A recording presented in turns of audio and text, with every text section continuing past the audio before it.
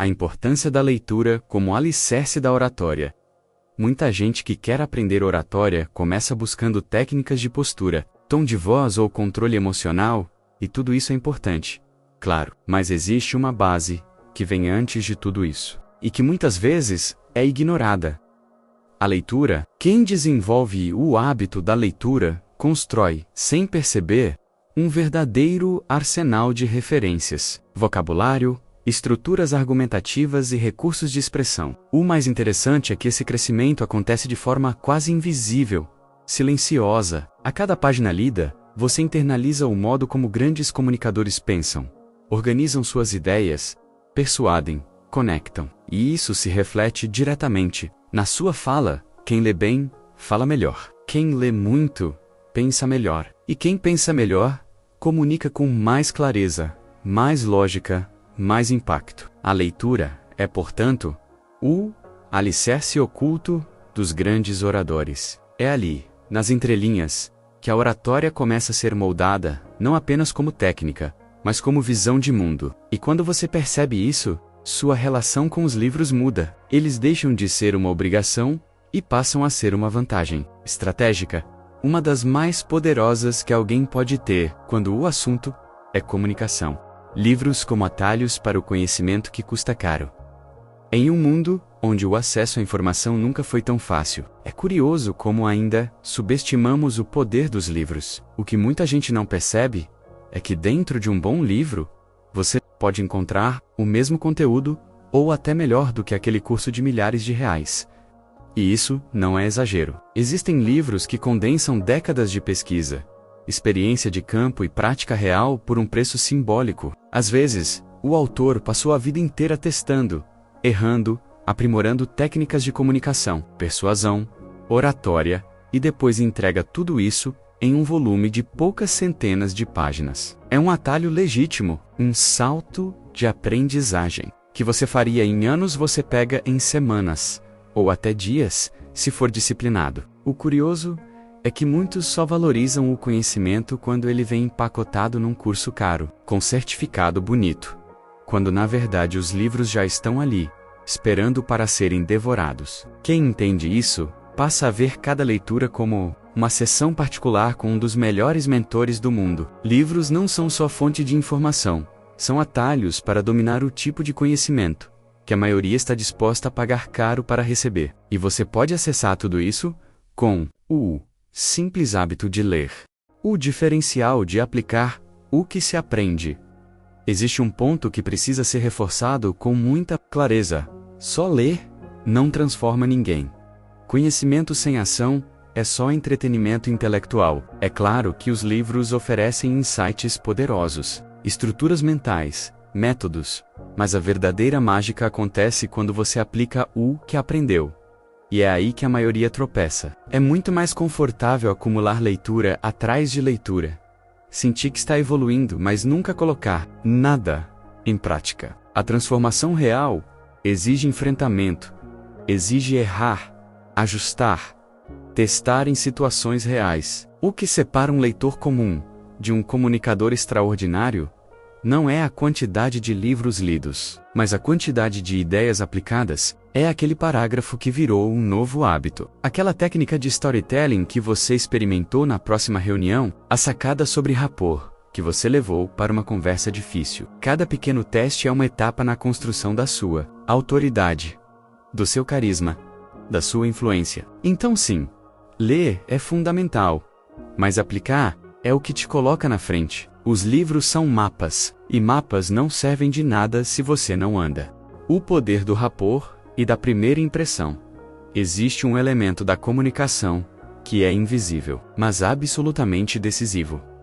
A conexão, e essa conexão acontece, na maioria das vezes, nos primeiros segundos de interação. O nome disso é rapport. A habilidade de criar sintonia imediata com alguém, mesmo sem dizer uma palavra. Livros como Fazer Alguém Gostar de Você em 90 Segundos mostram exatamente como esse processo funciona, e o mais fascinante é perceber que isso não é talento nato, é técnica. São pequenos ajustes na linguagem corporal, no tom da voz, no timing da fala, na escuta ativa. É saber espelhar o outro sutilmente, demonstrar atenção genuína.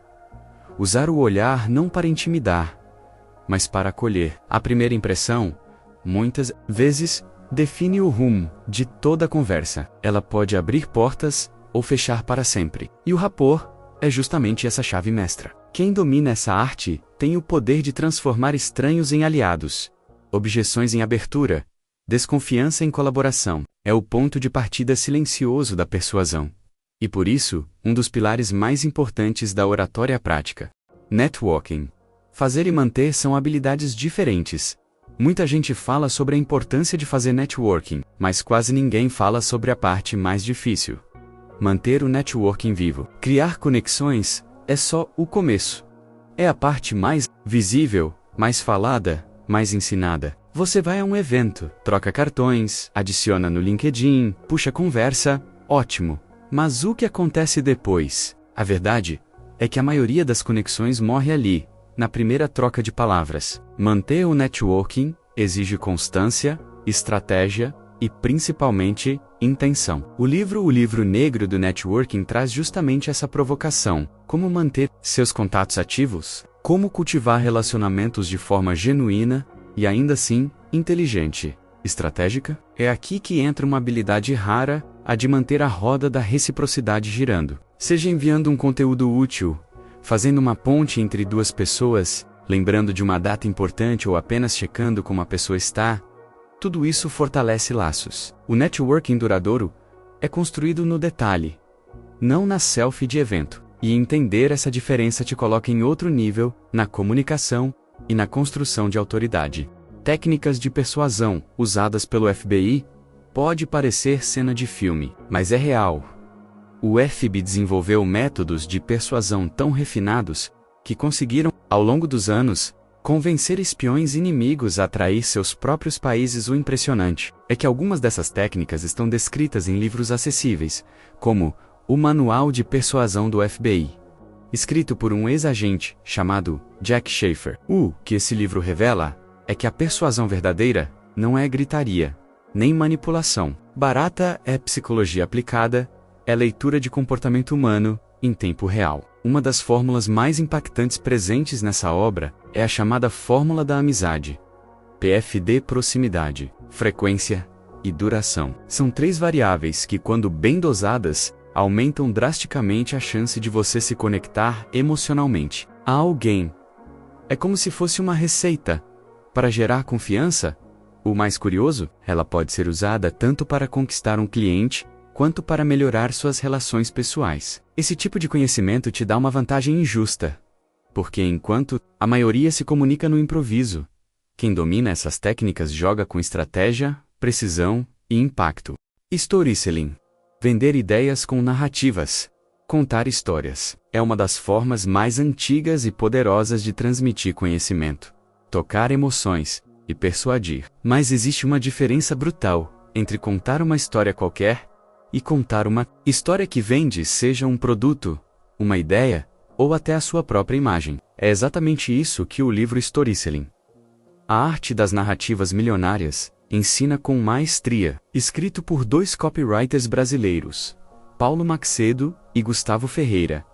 Ele vai além da tradicional jornada do herói. Ele apresenta outros modelos narrativos igualmente poderosos, como A Grande Descoberta, O Mentor Secreto, entre outros frameworks que fogem do óbvio. Mas o grande diferencial é a aplicação prática.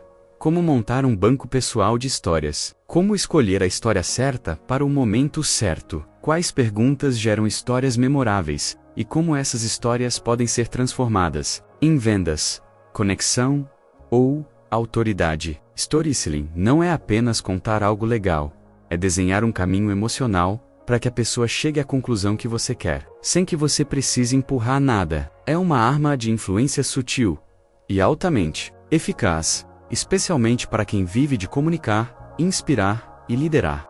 A diferença entre palestrar e comunicar no dia a dia. Quando se fala em oratória, muita gente automaticamente pensa em subir num palco, encarar uma plateia e fazer uma apresentação de impacto. Mas a verdade é que a oratória vai muito além disso. Palestrar é só uma das expressões da boa comunicação, e para a maioria das pessoas, nem é a mais frequente. O que você faz todos os dias é se comunicar.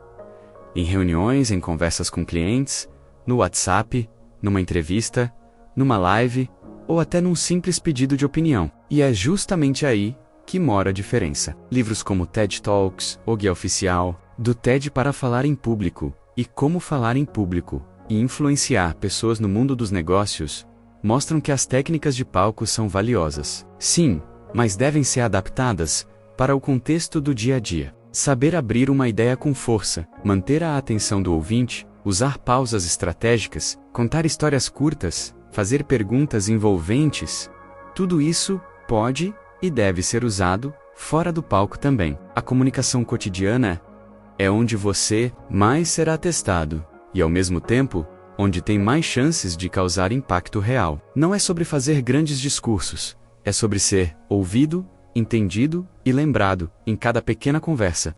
O impacto dos gatilhos mentais na comunicação. Se você já se perguntou por que algumas pessoas conseguem convencer com tanta facilidade, enquanto outras lutam para serem ouvidas, a resposta pode estar nos gatilhos mentais. Esses pequenos mecanismos psicológicos são verdadeiros atalhos que o cérebro usa para tomar decisões rápidas, e quando você aprende a ativar de forma ética e estratégica, sua comunicação sobe de nível. Livros como Gatilhos Mentais de Gustavo Ferreira e As Armas da Persuasão de Robert Cialdini destrincham essas ferramentas com profundidade. Estamos falando de gatilhos como autoridade, escassez, prova social, reciprocidade, consistência. São princípios que, quando usados na fala, no conteúdo ou até na postura, aumentam drasticamente o poder de convencimento. E o mais curioso, a maioria das pessoas responde a esses gatilhos de forma automática, sem nem perceber. Por exemplo, se alguém te apresenta um conteúdo e mostra que já ensinou aquilo para milhares de pessoas, você tende a confiar mais. Isso é prova social. Ou, se um especialista reconhecido diz que determinada técnica funciona, você considera com mais seriedade. Isso é autoridade. Conhecer esses recursos é essencial não só para persuadir, mas também para se proteger de manipulações. Afinal, quem entende os gatilhos, domina a influência. Os pilares do carisma e da influência duradoura. No topo da lista dos livros recomendados está Como Fazer Amigos e Influenciar Pessoas, do Dale Carnegie.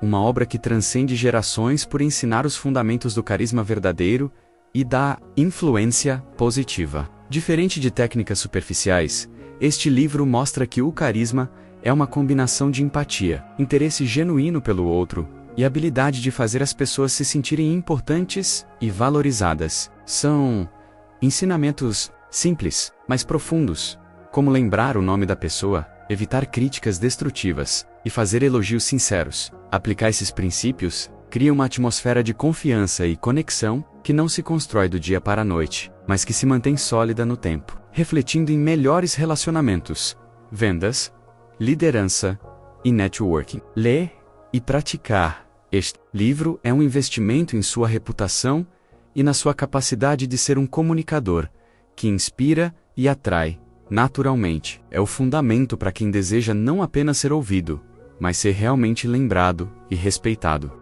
Como montar sua própria biblioteca da oratória.